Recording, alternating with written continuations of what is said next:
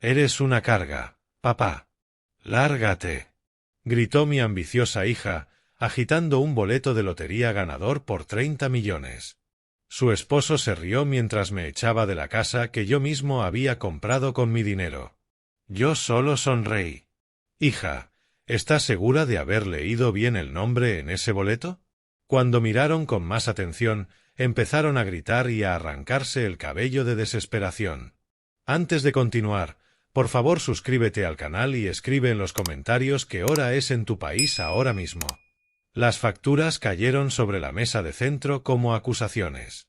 La mano de Teresa se estrelló junto a ellas, empujando las cuentas de electricidad hacia mi gastado sillón.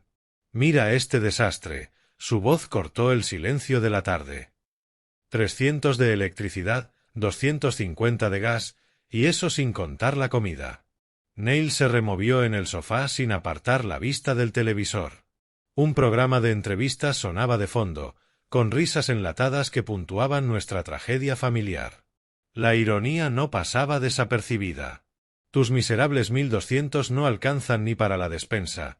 Teresa giró hacia mí, el rostro enrojecido de furia. Nos estamos ahogando, papá, y tú sentado ahí como si todo estuviera bien. Crucé las manos sobre mi regazo, observándola mientras caminaba de la entrada de la cocina a la mesa de centro. 3 años así. 3 años desde que les había dado todo. La pensión cubre lo que puede, respondí en voz baja. Quizás alguno de ustedes podría, al fin, conseguir un trabajo. Las palabras flotaron en el aire como humo.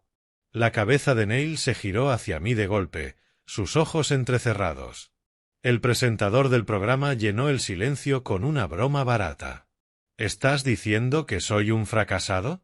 Su voz llevaba ese filo peligroso que había aprendido a reconocer. Se incorporó del sofá, dejando de lado su postura indolente. He estado buscando empleo. El mercado para gerentes de ventas está muerto desde hace 2 años. La pregunta se me escapó antes de poder contenerla. Teresa soltó una carcajada aguda y amarga. Claro, Neil es el problema. No el hecho de que tu seguro social apenas alcanza para mantener las luces encendidas, señaló las facturas esparcidas. Necesitamos dinero real, no migajas de una pensión de fábrica. La mesa entre nosotros era como un abismo. Esos números representaban más que simples gastos mensuales, eran prueba de promesas rotas, de sacrificios nunca reconocidos. Trabajé 37 años en esa fábrica, dije, manteniendo la voz firme a pesar del enojo que me ardía en el pecho. Esa pensión alcanzó para mantener a tu madre y a mí perfectamente. Pues mamá ya no está, ¿oh sí? Las palabras de Teresa fueron una bofetada. Y tu pequeña pensión no alcanza para mantener a 3 personas. Neil se levantó, su corpulencia proyectando sombras sobre la mesa. Tal vez deberías haberlo pensado antes de mudarte con nosotros. Su tono insinuaba que me había colado en su hogar en lugar de haber sido invitado. Las risas grabadas del televisor parecían burlarse de todos. Recuerdo claramente que me pidieron que me mudara, respondí con cautela, después de que vendí mi casa y los ayudé con el pago inicial. Eso fue diferente. Teresa agitó la mano con desdén. Eso fue hace 3 años. Las cosas cambian. ¿3 años? ¿Tanto tiempo desde que les entregué aquel cheque de $150.000? Recuerdo el abrazo de Teresa, su promesa de que siempre tendría un hogar con ellos. Las cosas cambian, es cierto, admití. Pero yo no. Neil dio un paso más cerca de mi silla. Mira, viejo. Estamos agradecidos por lo que hiciste, pero eso no significa que te debamos alojamiento gratis para siempre. Las palabras dolieron más de lo que deberían. Alojamiento gratis, como si mi pensión, mi ayuda con las compras y los servicios, no contaran. No estoy pidiendo nada gratis, respondí. Pago lo que me corresponde. ¿Lo que te corresponde? La voz de Teresa subió un tono. Tu parte sería dividir todo en 3. Tu parte sería pagar 800 de renta, no la nada que pagas ahora. El cálculo era cruel. $800 me dejarían solo con 400 de pensión. 400 para cubrir comida, ropa, medicinas y todo lo que un anciano necesita para sobrevivir. ¿Entonces qué sugieren? Pregunté. Teresa y Neil se miraron. En esa mirada entendí algo más frío que el viento de noviembre colándose por las ventanas.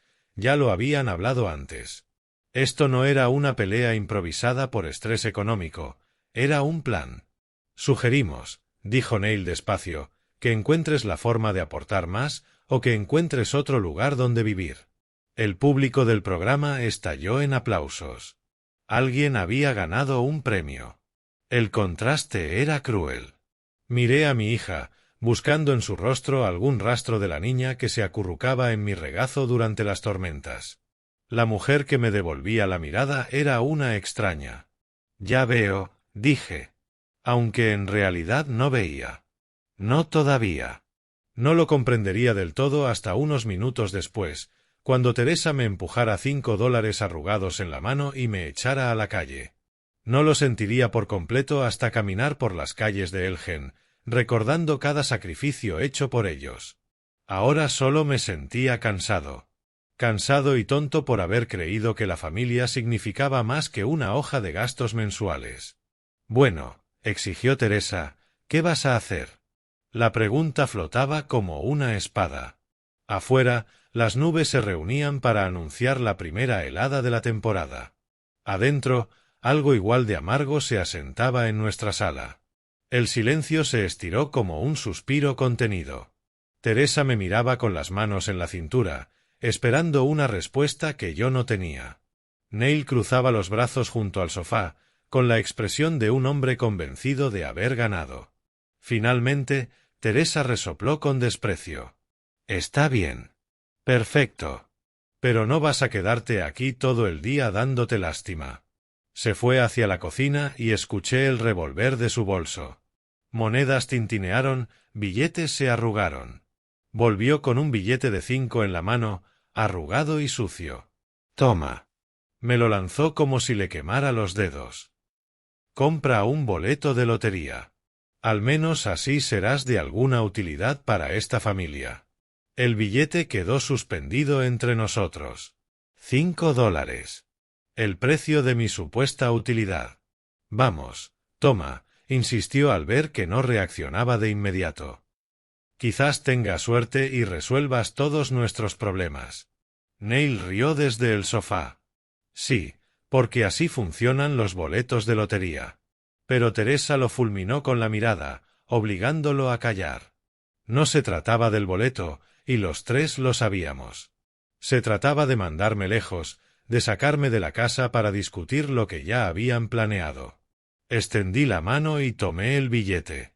El papel estaba suave de tanto uso, gastado por innumerables transacciones. Ahora era mío, envuelto en humillación. Gracias, dije. Teresa parpadeó, sorprendida de no haber recibido una protesta. Bueno, está bien. Retrocedió un paso, algo insegura. En la tienda de la calle Mlan tienen boletos raspaditos. Compra uno decente, no de los de $1. Doblé con cuidado el billete y lo guardé en el bolsillo de mi camisa. Lo haré. Levantarse de la silla me costó más de lo esperado. Las rodillas me protestaron, rígidas tras la discusión. ¿Cuánto tiempo habíamos estado así? ¿1 hora? ¿2? La luz de la tarde ya se había vuelto más tenue. ¿A dónde vas? Preguntó Neil al verme tomar el abrigo del armario. A comprar un boleto de lotería, respondí mientras me lo ponía. La tela se sentía más pesada de lo normal. O quizá era yo quien se sentía más liviano, vacío. No tienes que actuar como si te mandáramos a prisión, dijo Teresa, observándome abotonar el abrigo. Por supuesto que no. Acomodé la bufanda alrededor de mi cuello con calma. Es un hermoso día para caminar. A través de la ventana, el cielo de noviembre se extendía como una manta gris. Hermoso no era la palabra adecuada, pero la verdad parecía escasa en esa casa. Papá, la voz de Teresa tenía un matiz que no supe identificar. ¿Arrepentimiento? ¿Duda? No es algo personal. Me detuve con la mano en la perilla de la puerta. Claro que no. Es solo práctico, añadió Neil desde la sala. Todos tenemos que enfrentar la realidad, remató Neil desde la sala. Todos tenemos que enfrentar la realidad. ¿Realidad? Sí. Empezaba a verla con total claridad. La realidad de lo que mis $150.000 me habían comprado, la realidad de lo que familia significa cuando el dinero aprieta. Entiendo, dije. Y lo hacía, más de lo que ellos sospechaban.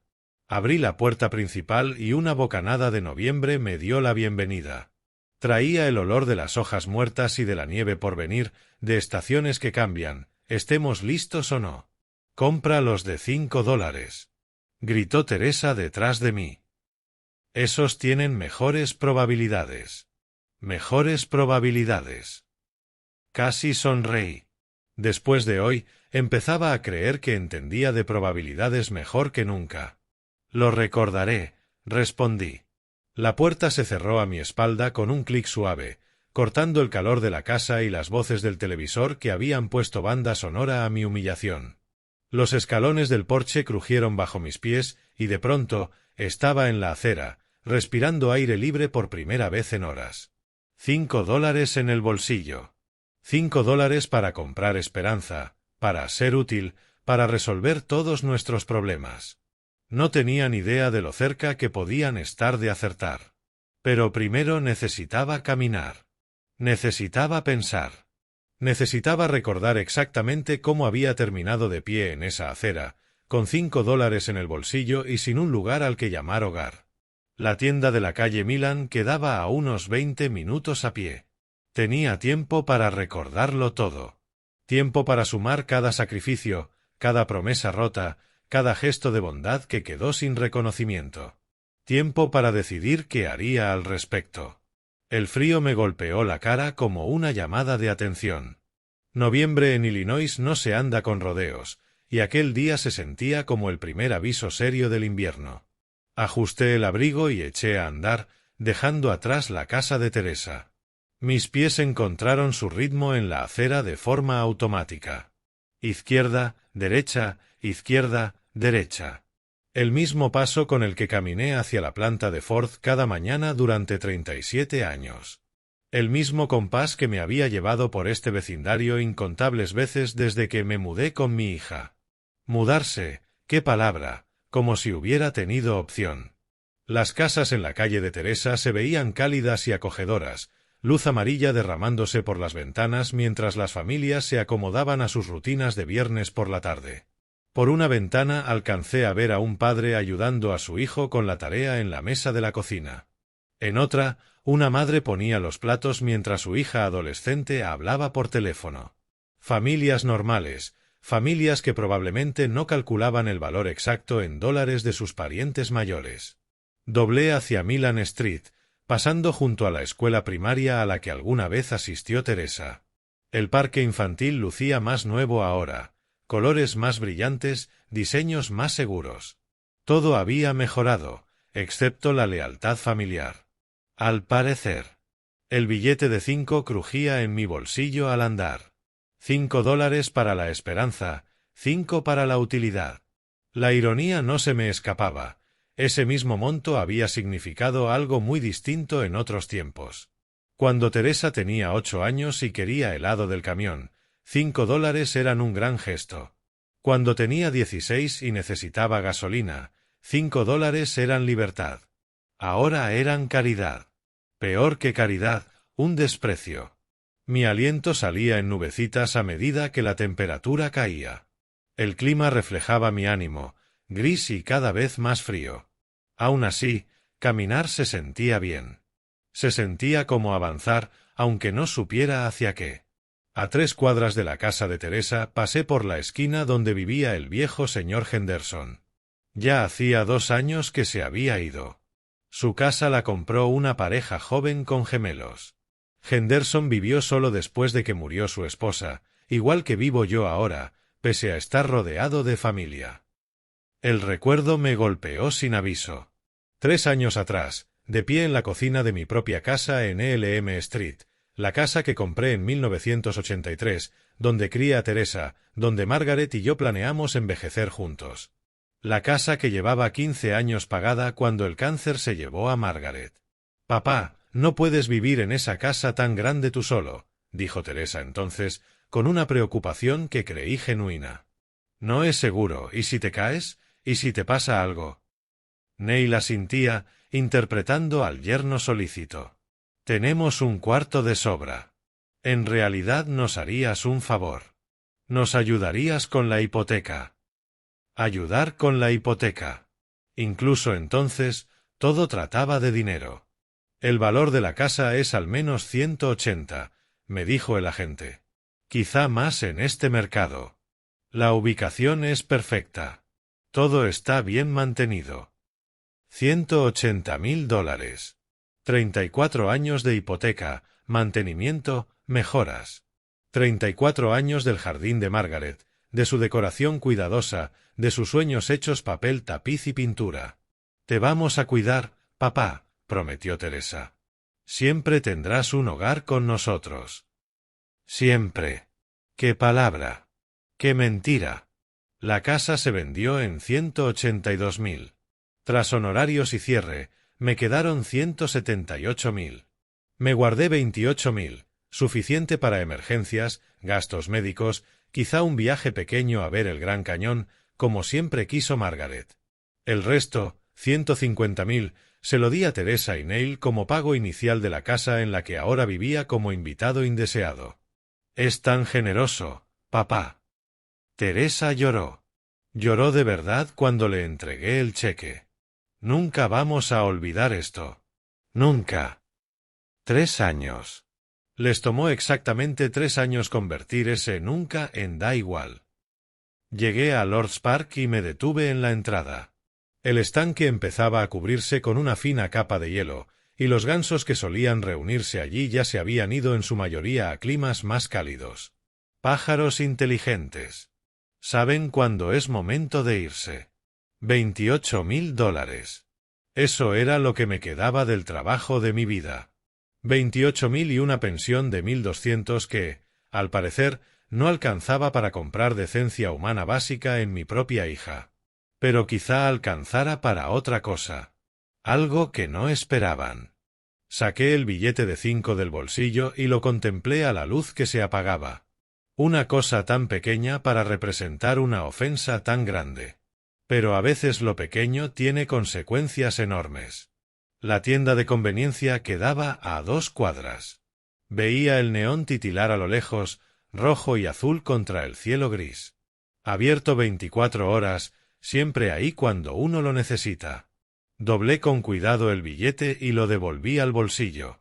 Reanudé la marcha con pasos más decididos. Tenía que comprar un boleto de lotería. Tenía que asegurar un futuro. Y tenía que hacer planes.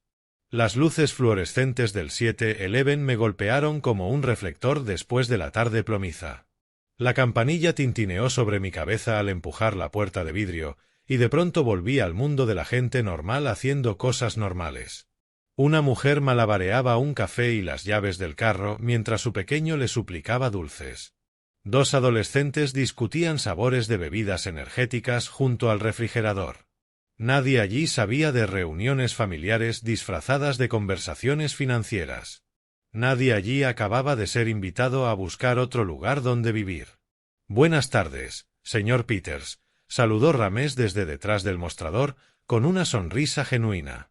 Llevaba trabajando allí 2, quizá 3 años. Siempre educado, siempre recordaba los nombres. Frío hoy.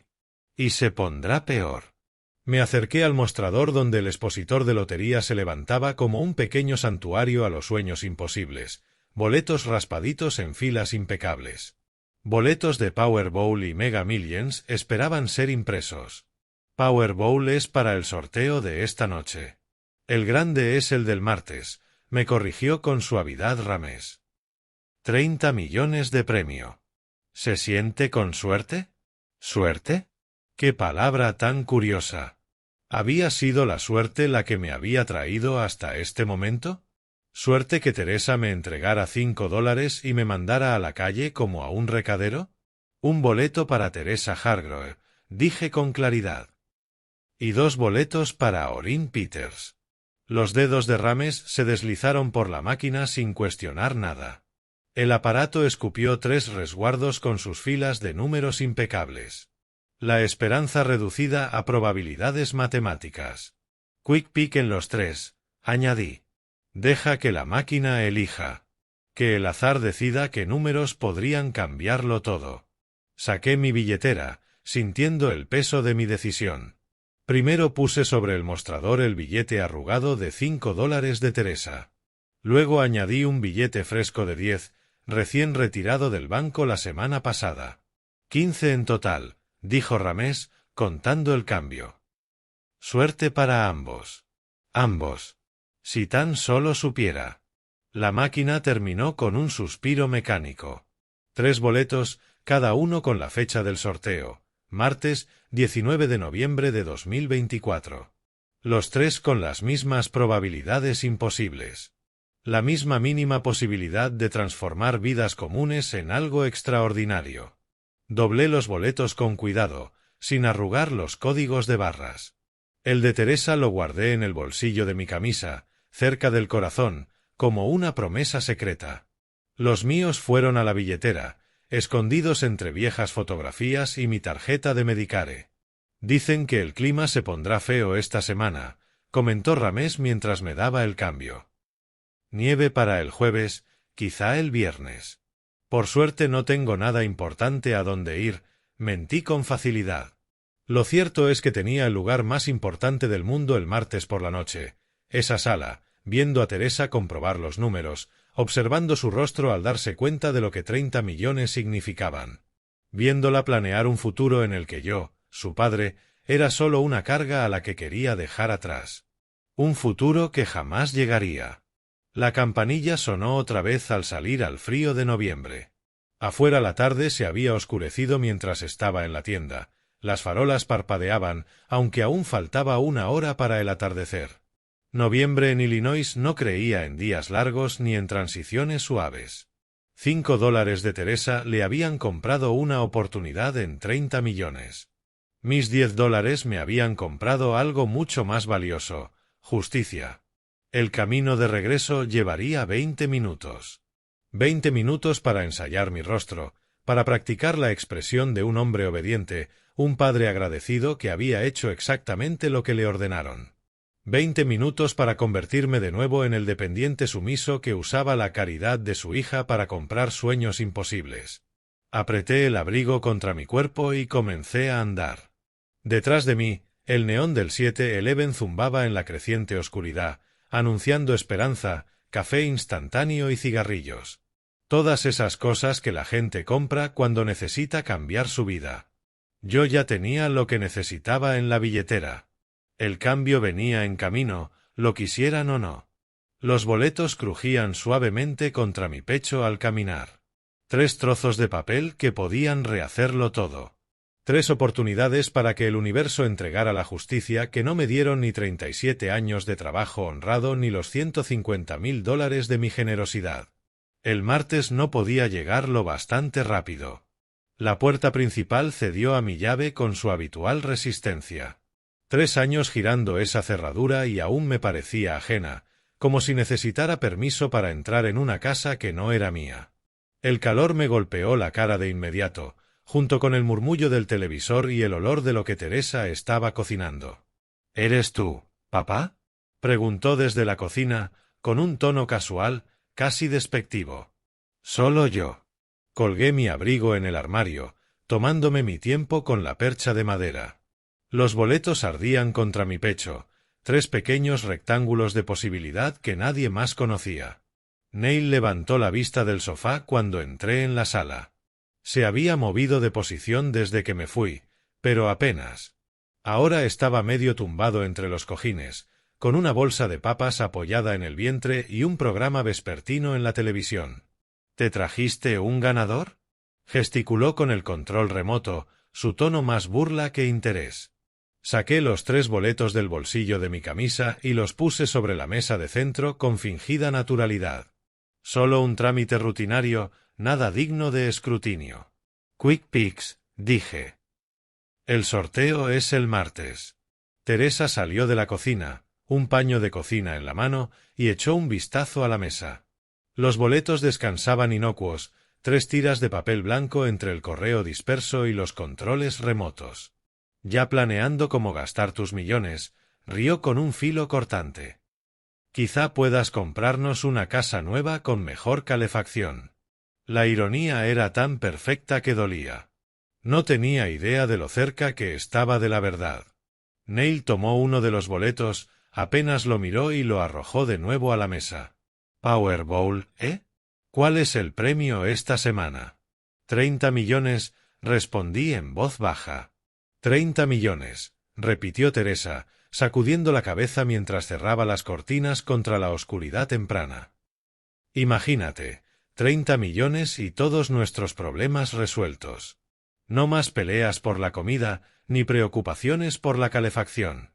Claro que con nuestra suerte, seguro atinamos a un número y nos dan boletos gratis para la próxima semana, añadió Neil, volviendo al televisor. Eso es lo más probable, coincidió Teresa. La suerte de los Peters nunca alcanza para más que eso.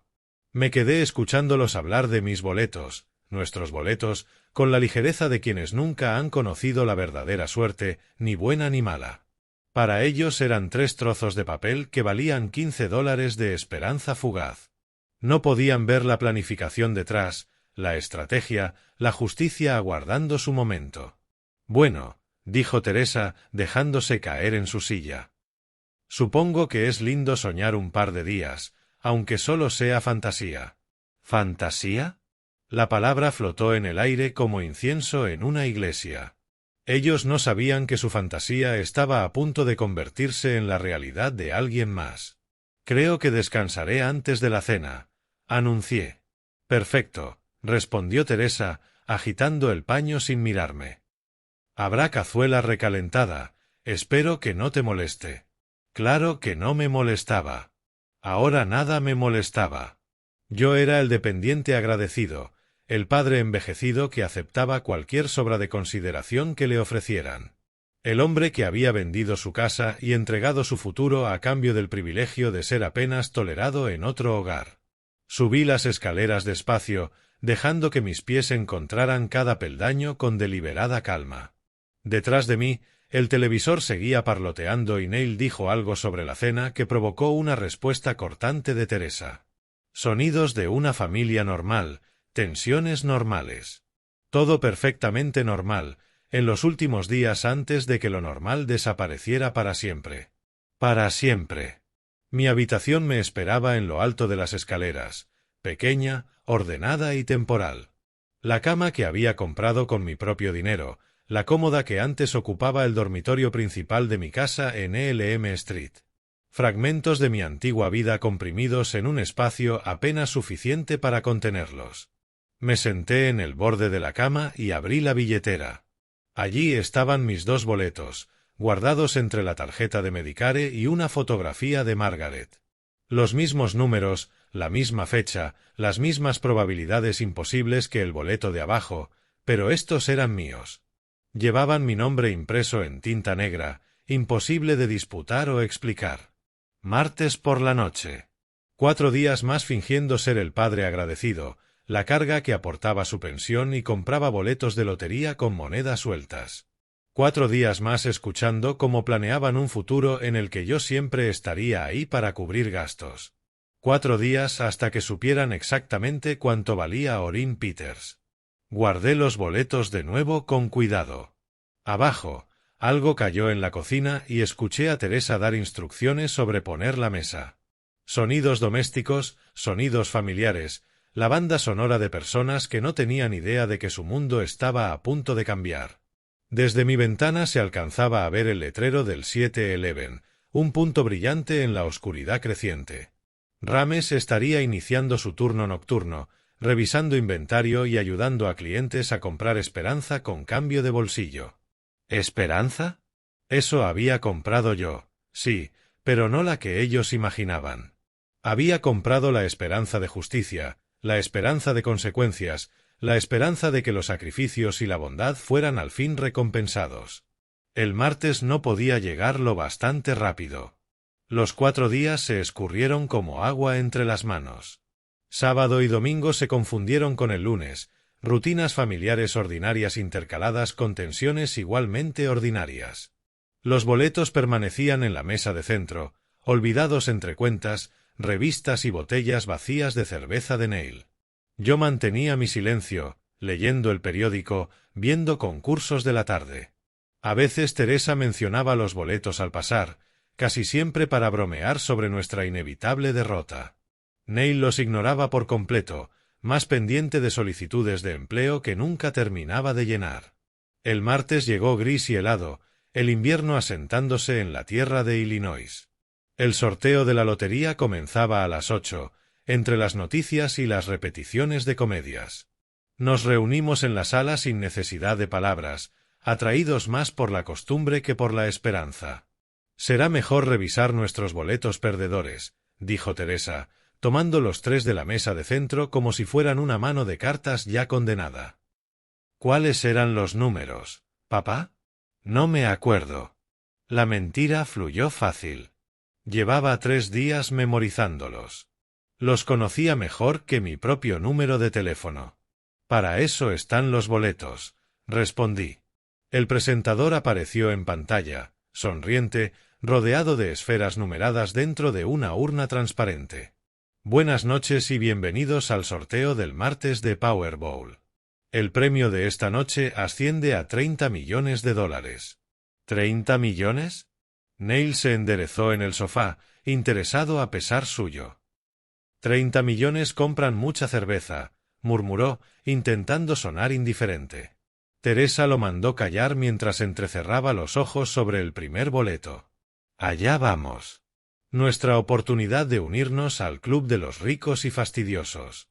La esfera giraba, las bolas bailaban como niños excitados. El presentador sacó la primera con gesto ensayado. 7. Teresa miró el boleto. ¿7? Bueno, ya tenemos una. No te emociones, gruñó Neil. Seguro será la única. La segunda bola emergió del torbellino. 23. 23. La voz de Teresa mostró un matiz de interés. También lo tenemos. Yo permanecía en mi silla, manos entrelazadas, observando aquella representación con la distancia de quien mira una obra de teatro. Actores que no conocían su papel en el drama que estaba a punto de desplegarse. 31, leyó Teresa, inclinándose hacia adelante. ¿31? Esos son 3. Su tono subía. Espera. Son 3 números. Neil giró hacia ella, ya sin fingir indiferencia. Déjame ver ese boleto. 42.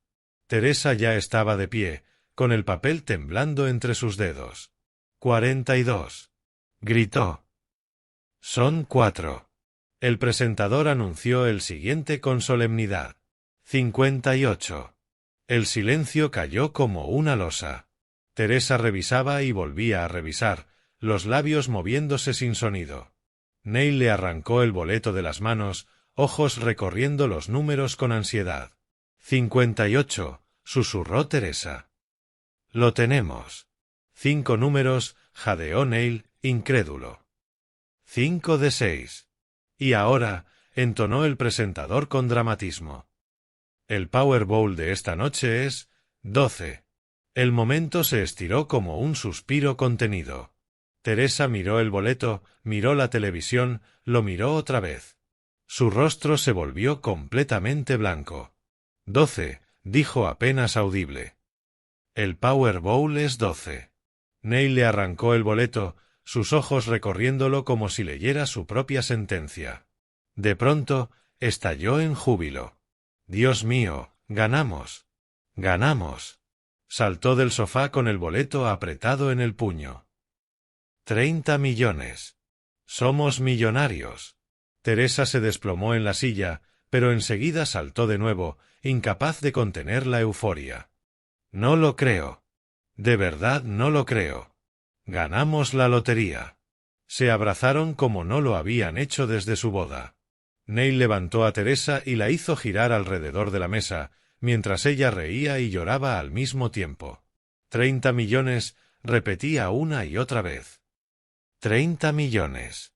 Ya no tendremos que preocuparnos nunca más por el dinero, dijo Neil, con la voz quebrada por la emoción.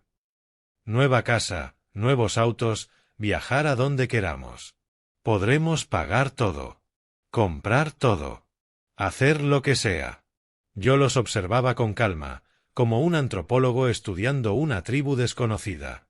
Su alegría era real, su emoción genuina. Creían de verdad que su vida había pasado de la penuria al paraíso en un instante. ¿Te imaginas, papá? Me incluyó Teresa en su celebración, el rostro enrojecido de euforia. ¿Puedes siquiera imaginar 30 millones? Asentí despacio. Es una buena suma. Buena suma. Rió Neil, rozando la histeria. Es dinero que te cambia la vida. Dinero para no volver a preocuparte por nada. Bailaban alrededor de la mesa como niños, prometiéndose todo lo que siempre habían deseado. Teresa hablaba de la casa en Florida con piscina y vista al mar que había soñado desde siempre. Neil mencionaba el bote de 30 pies que quería desde el instituto. Ninguno miró de cerca los otros 2 boletos en la mesa. Ninguno se preguntó por qué yo permanecía tan sereno ante semejante golpe de suerte. Estaban demasiado ocupados celebrando como para notar que el hombre que lo había hecho posible los contemplaba con la paciencia de quien sabe que el verdadero espectáculo apenas comenzaba. La exaltación alcanzó su punto máximo. Teresa tomó las manos de Neil y lo hizo girar otra vez alrededor de la mesa, ambos riendo como si hubieran encontrado un tesoro enterrado. El boleto ganador revoloteaba en su puño como una bandera blanca de victoria. «¡Somos ricos! De verdad somos ricos», chilló ella mientras Neil la levantaba en brazos y la hacía girar hasta arrancarle un grito de júbilo. «¡30 millones!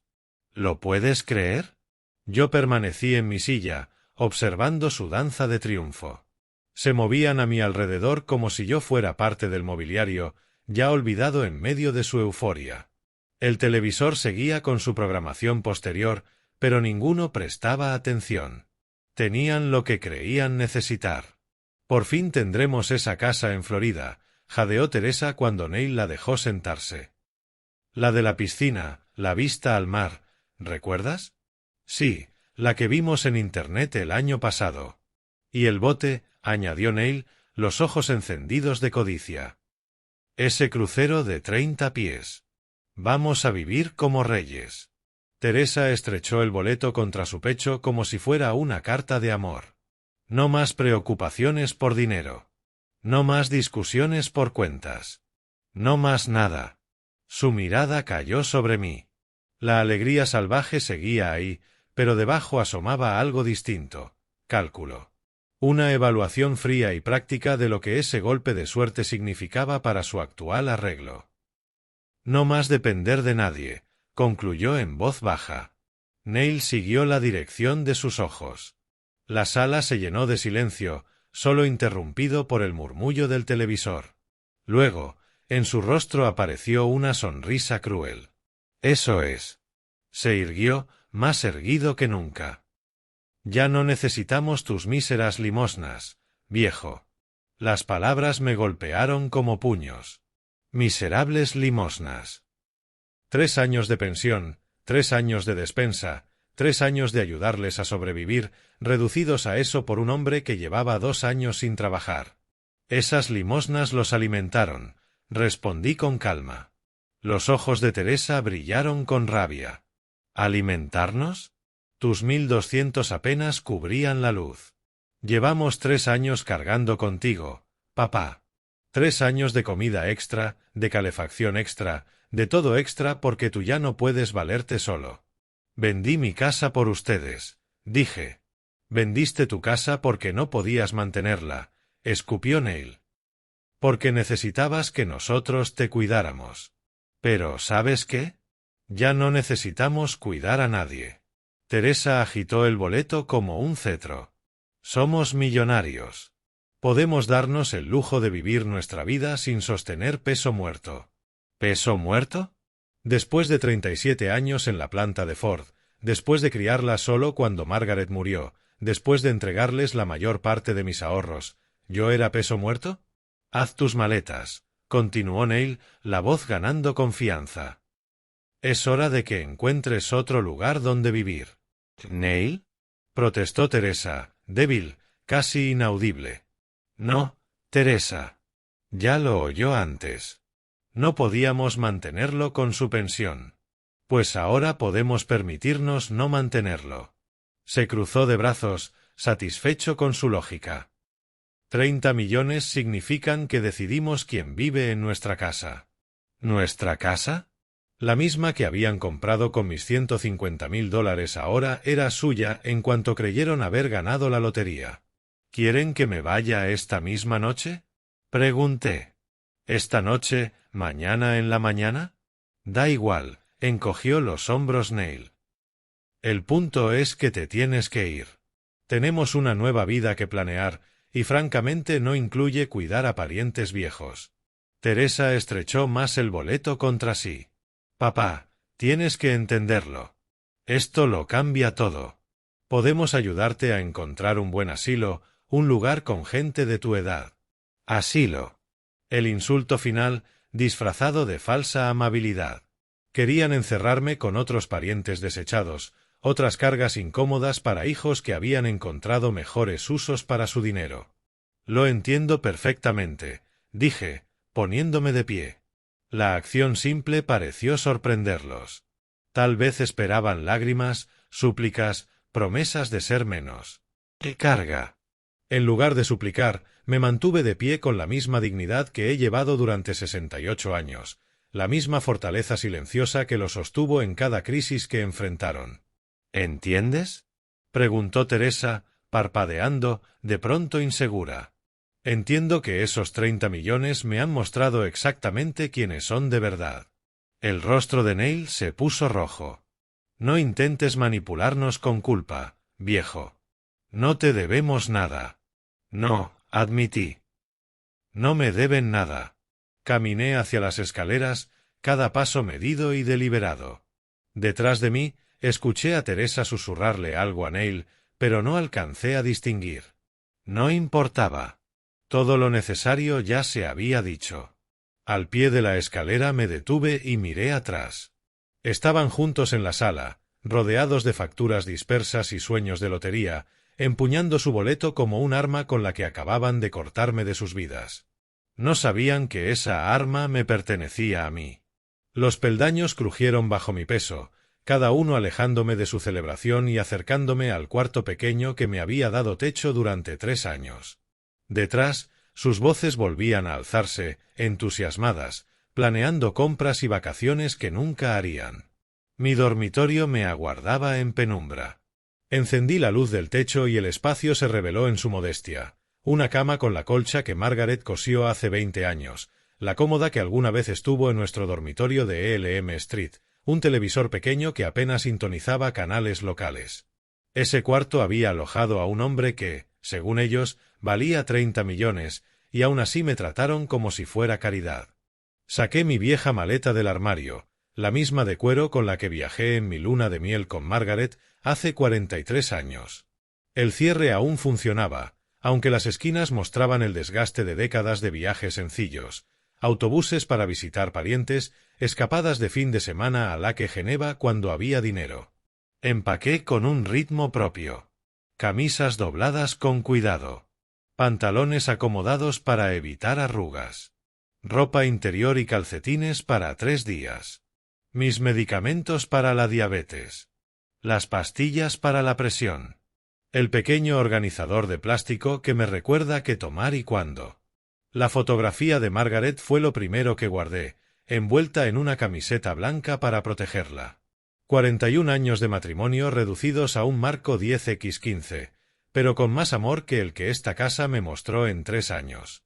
Mis documentos importantes quedaron en un sobremanila, tarjeta del Seguro Social, información de Medicare, estados de cuenta del banco con mi saldo modesto, $28.000.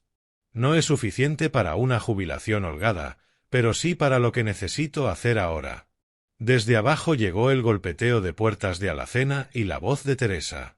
¿Dónde dejamos la botella de champán de la Navidad pasada? Estaban celebrando. Por supuesto que celebraban.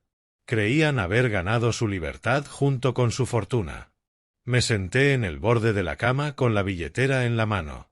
Dentro, entre mi licencia de conducir y la tarjeta de Medicare, aguardaban 2 boletos de lotería.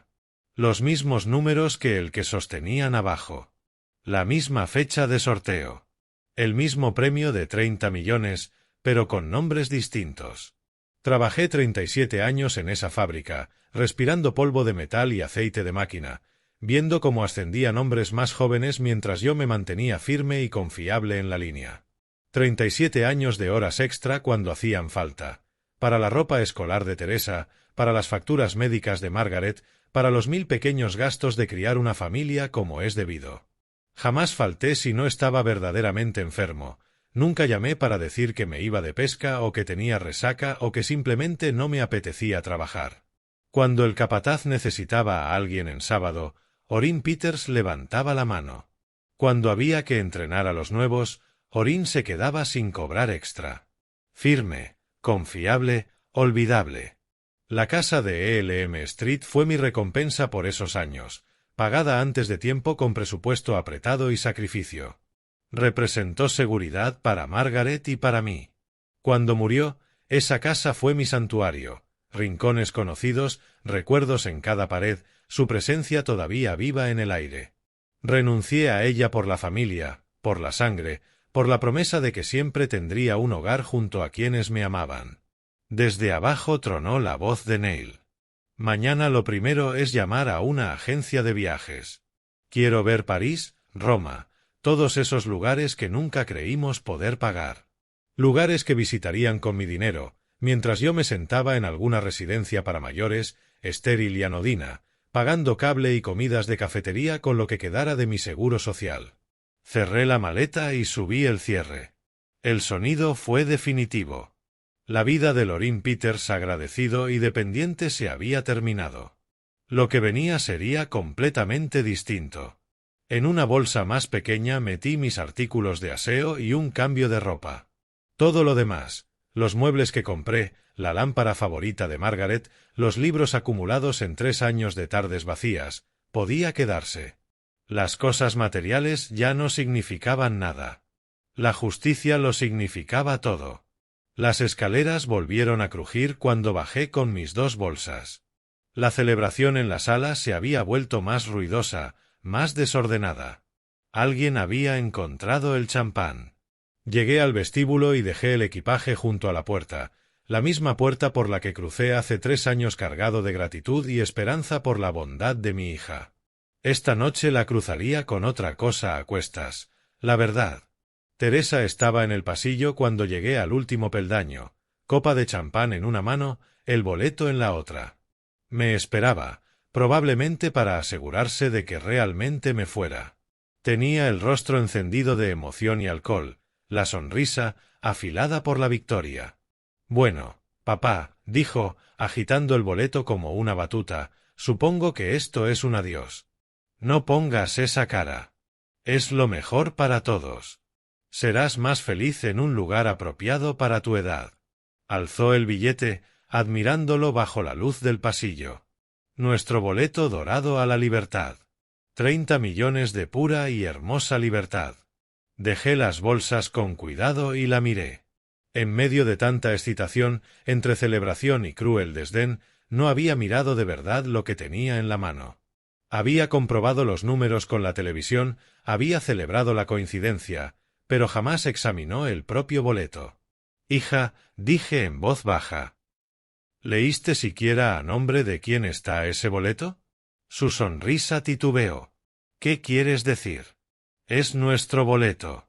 Lo compramos con nuestro dinero. Tú pusiste $5. ¿Pero a nombre de quién pediste que lo imprimieran? Algo le cruzó por los ojos. Primero confusión, luego la primera punzada de inquietud. Bajó el boleto y lo miró de cerca por primera vez desde el sorteo. Su cara se puso completamente pálida. Orrin Peters leyó casi en un susurro. Dice Orrin Peters. Exacto. Me miró el boleto, me miró otra vez. Esto no puede estar bien. Debe haber un error. No hay error. Ese boleto me pertenece. Pero, nosotros, yo te di $5. Lo compraste para nosotros. Tú me diste $5 para comprar un boleto. Compré 3. 1 para ti, con tu dinero y tu nombre. 2 para mí, con mi dinero y mi nombre. Extendí la mano. Ese boleto que sostienes, me pertenece. Neil apareció en el pasillo, atraído por el quiebre en la voz de Teresa. ¿Qué pasa? ¿Por qué pones esa cara de funeral? Teresa levantó el boleto con dedos temblorosos. Neil, mira esto. Mira el nombre. Entrecerró los ojos para leer la letra pequeña. Su cerebro, nublado por el champán, trataba de procesarlo. Orrin Peters, ¿y qué? El viejo lo compró para nosotros. No, dije con calma. Lo compré para mí, con mi dinero y a mi nombre, lo que lo hace legalmente mío. El pasillo quedó en silencio, salvo por el televisor a lo lejos, parloteando para una sala vacía. Vi cómo el entendimiento amanecía en sus rostros como un amanecer al revés. La luz retrocedía y avanzaba la oscuridad. No puedes. La voz de Teresa se quebró. Ese boleto es nuestro. Nosotros ganamos. Hemos estado celebrándolo. Han celebrado un boleto que nunca fue suyo. Neil dio un paso al frente, el rostro encendido. Compraste ese boleto con nuestro dinero. Compré 3. El tuyo sigue en la mesa, donde lo dejé, con tu nombre y con tus números, perdedores. Esto es algún truco, susurró Teresa, pero sin convicción. Extendí la mano y le tomé el boleto con suavidad de entre los dedos, ahora flojos. No se resistió. El papel estaba tibio por su agarre y ligeramente húmedo por el champán de la celebración. 30 millones, dije, contemplando los números que coincidían a la perfección con el sorteo del martes. Una suma respetable, como dijiste. Suficiente para comprar una buena casa en un lugar cálido. Para viajar. Para vivir con comodidad el resto de mi vida. Papá, espera, la voz de Teresa ahora era suplicante, desesperada. Podemos arreglarlo. Somos familia. Podemos compartirlo. ¿Compartirlo? Doblé el boleto con cuidado y lo guardé en mi billetera, junto a los otros 2 idénticos que servirán como respaldo. ¿Cómo hemos compartido esta casa? ¿Cómo hemos compartido los gastos? ¿Cómo acaban de compartir su opinión sobre sostener peso muerto? El color de Neil pasó del rojo al morado. Lo planeaste. Nos tendiste una trampa. Compré boletos con mi dinero, como hacen millones de personas cada semana. Que haya ganado es solo.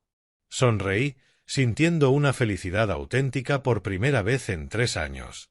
Suerte. Los pasos de Neil retumbaron escaleras abajo como una avalancha. Entró en el pasillo con el rostro morado de rabia y el aliento a champán avanzando como advertencia. ¿Qué demonios pasa? Miró a Teresa y luego a mí. ¿Por qué parece que alguien se murió? Teresa levantó la mano temblorosa, señalando el boleto que yo guardaba. Neil, el boleto.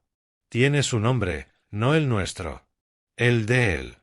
Por un instante, el cerebro de Neil, obnubilado por el alcohol, patinó. Luego sus ojos se clavaron en el resguardo en mis manos con intensidad de láser. «Devuélvelo ya», dijo, avanzando, su corpulencia llenando el pasillo. «Ese boleto es nuestro. Hemos planeado toda nuestra vida alrededor de él. El boleto pertenece a quien figura en él», respondí.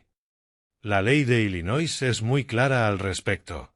No me importa lo que diga la ley», la voz de Neil rozó la histeria.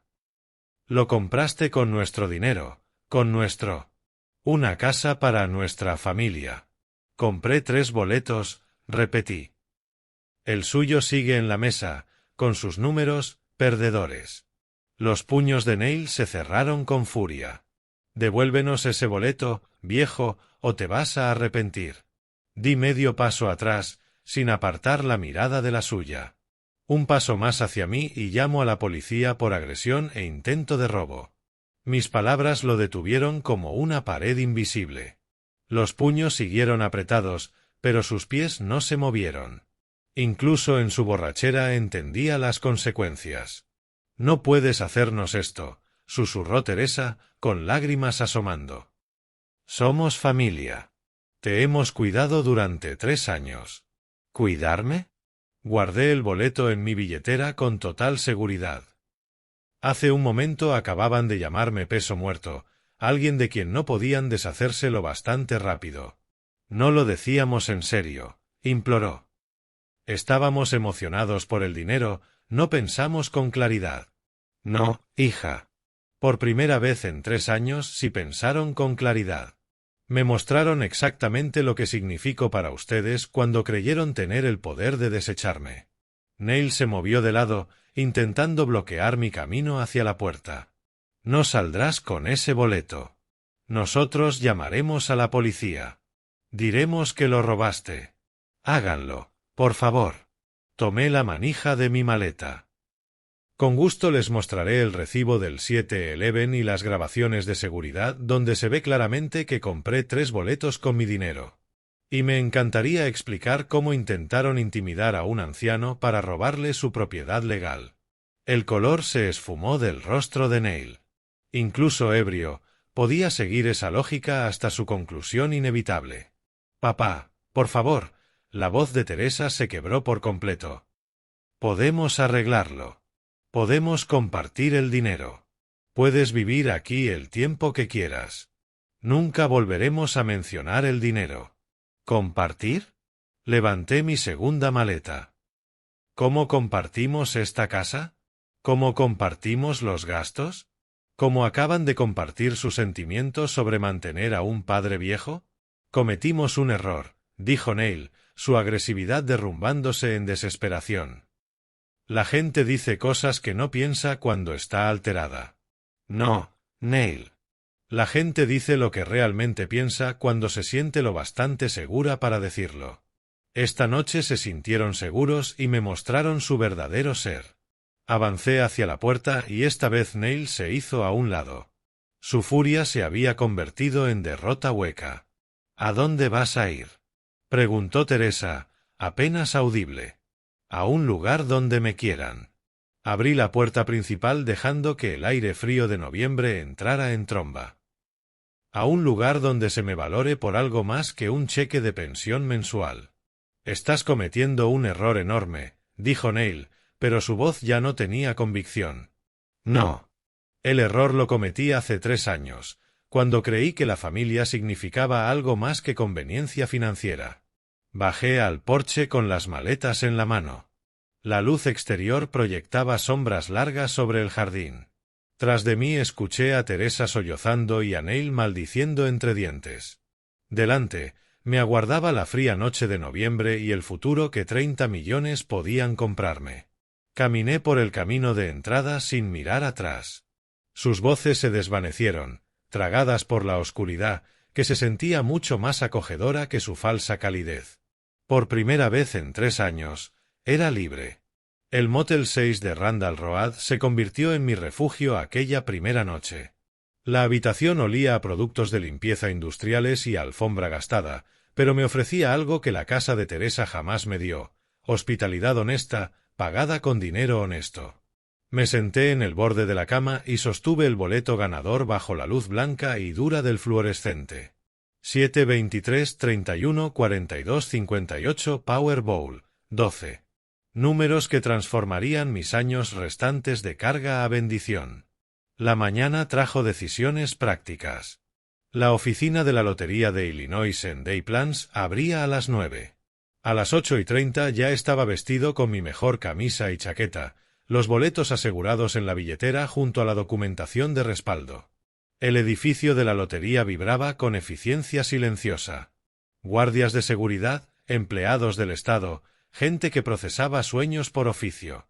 Mi gestora, Patricia, me trató con una cortesía profesional que resultaba casi revolucionaria después de 3 años de condescendencia familiar. «Felicidades, señor Peters», dijo tras revisar el boleto bajo una lámpara especial, comprobando marcas de agua y sellos de seguridad. Todo parece auténtico.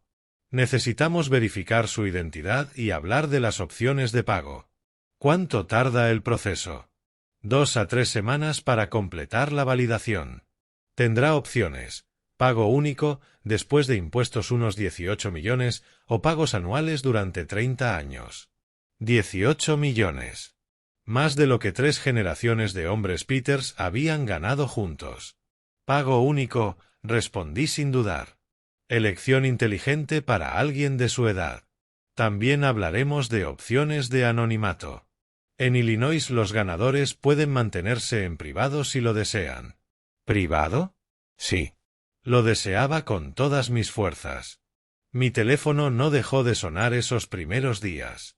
El número de Teresa aparecía decenas de veces, seguido por el de Neil. Dejé todas las llamadas en buzón de voz y al final bloqueé ambos números.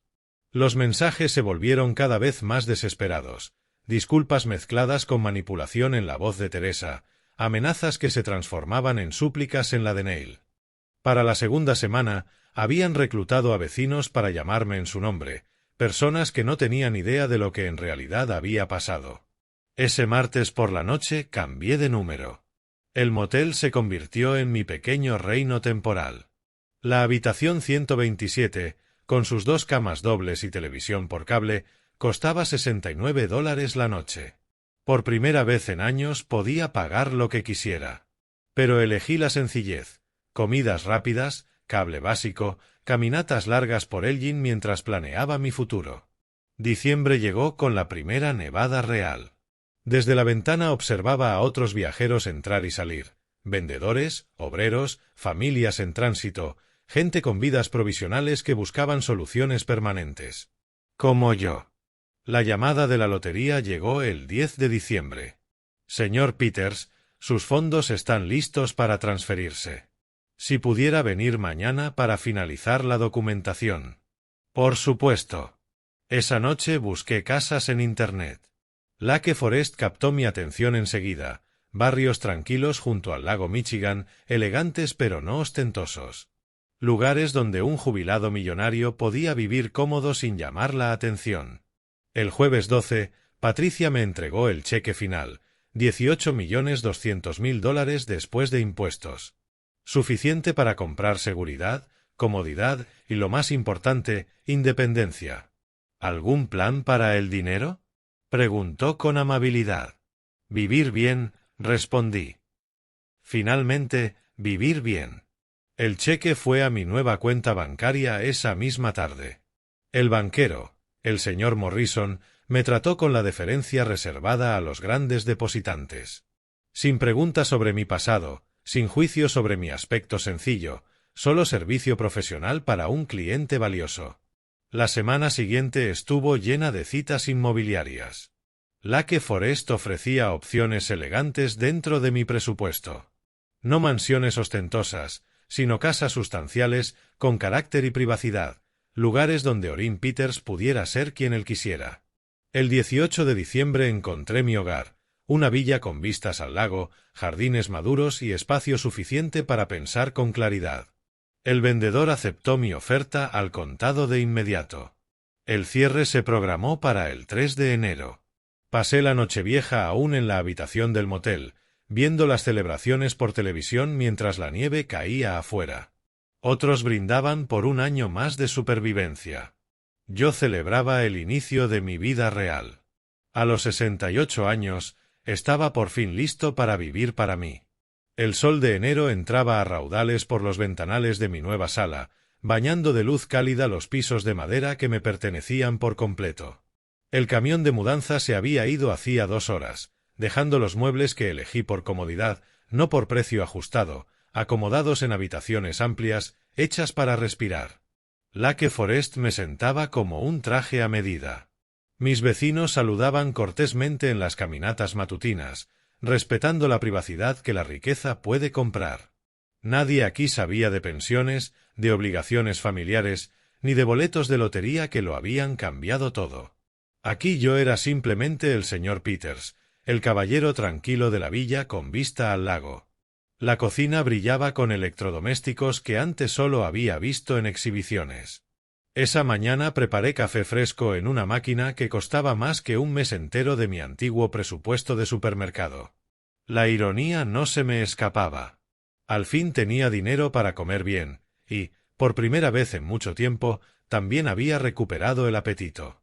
Mi teléfono descansaba en silencio sobre la encimera de granito.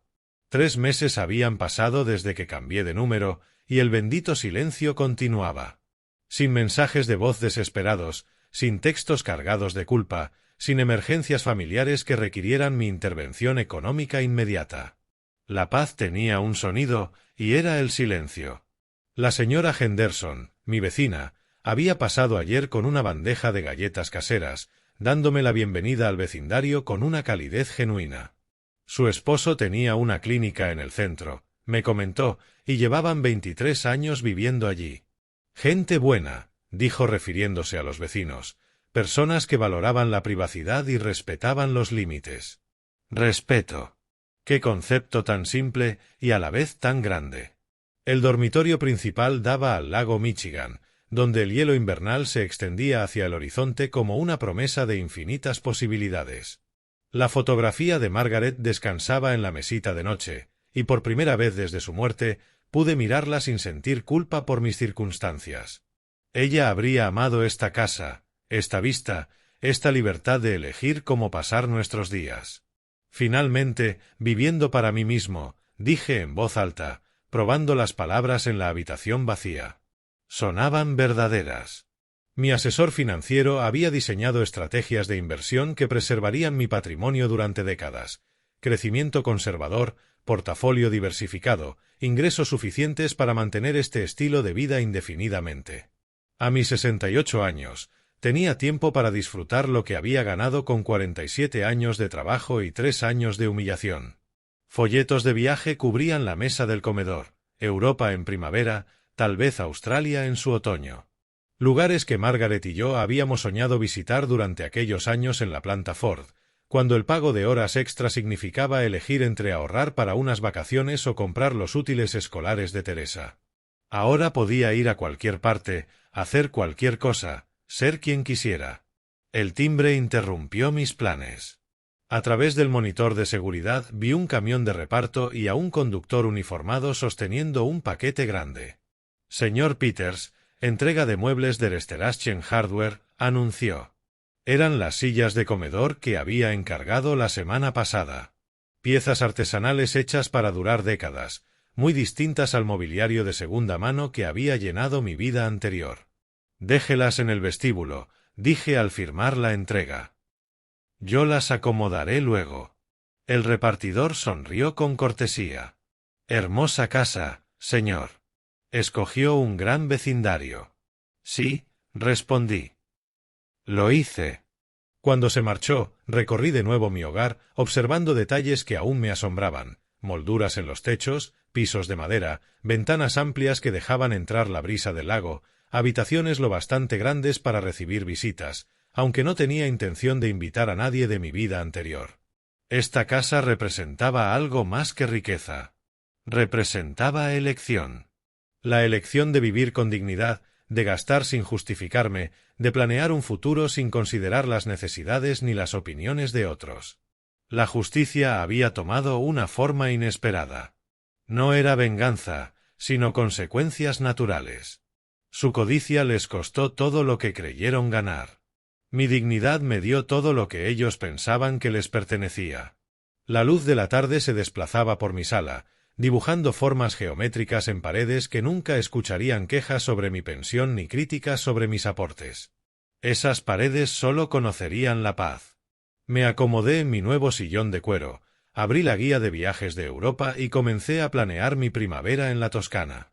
A los 68 años, estaba comenzando, por fin, a vivir.